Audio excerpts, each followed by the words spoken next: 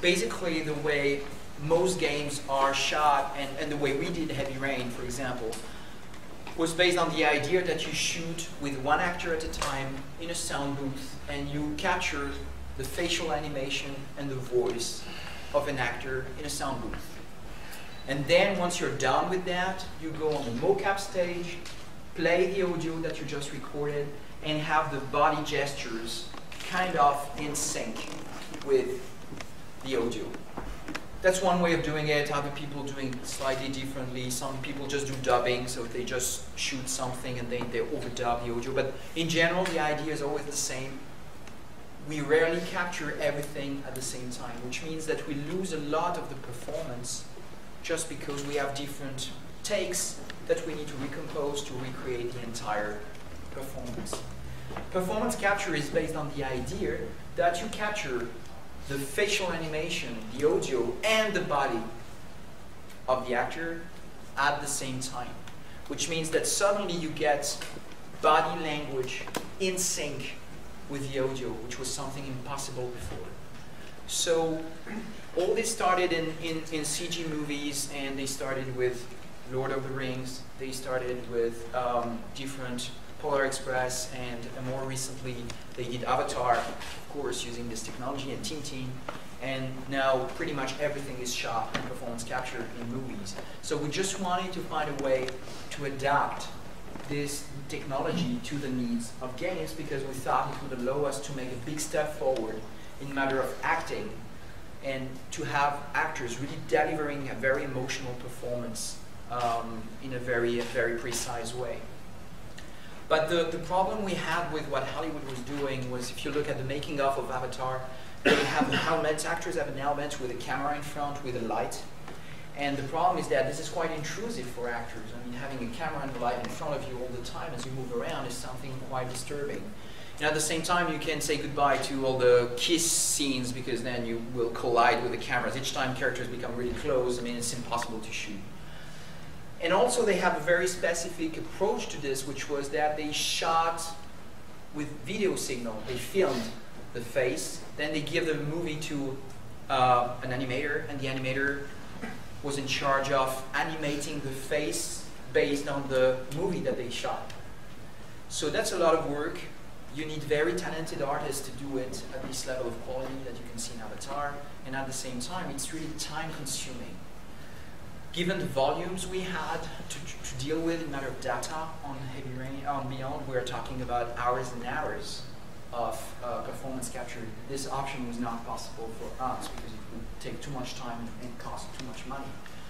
And at the same time, we were not big fans of this very intrusive element that actors had in front of them. We really wanted to free the actors so they could just think about acting and about nothing else. So we needed to come up with our own solutions and see how we could deal with this production and creative constraints at the same time, and make something that would be a very high quality, but at the same time would be manageable on a production point of view. So let's see some video stuff. So this is exclusive material. It's presented in public for the first time. Make it fake. Then we take the fake world we built based off the real world and rebuild it for mocap. So we take real things, make them fake, and take the fake versions of real things and make them real. Every second of movement you see and beyond is motion capture, ranging from simple in-game motions, walking, turning, all the way to stunts, fights, four-person fights on train roofs, to performance capture, to full facial and body capture at the same time. Go in, damn it. The games we make at Quantic Dream are based in reality. We rely heavily on motion capture because we have to populate this world with characters. Children playing in a playground, people walking, getting on a train. Everything that actually happens in real life has to happen in our game, and the only way we can really capture that, the only practical way to get that, is to capture the real thing. We have to rebuild the world out of cardboard and tape and foam. We have to make sure it matches what's in the game, And we have to make sure that we can actually capture with it, because there are limitations to motion capture.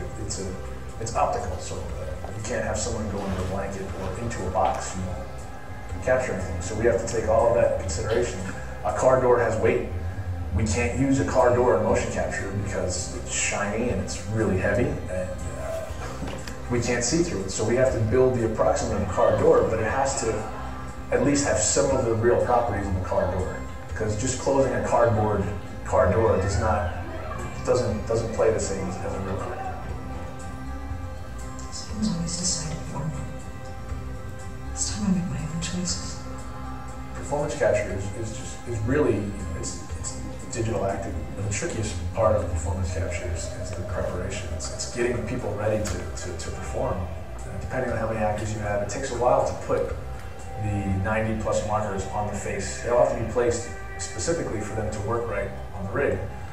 So you have someone sit in a chair, and it's almost like they can meditate or do whatever, close their eyes, and just carefully place 100 markers on their face. It takes much longer than putting the markers on the body. And after all of that, you're shooting. And in the process of shooting, for every single shot, we have to make sure we got a reasonable amount of data. It's the equivalent of checking the gate. The game itself really requires emotion and subtlety, and I think there's no other way to capture all that than the way we're doing it. They rely on each other. We couldn't get this performance without performance capture, and it wouldn't be worth getting unless it was from these people. So it's a really great mix of technology and talent.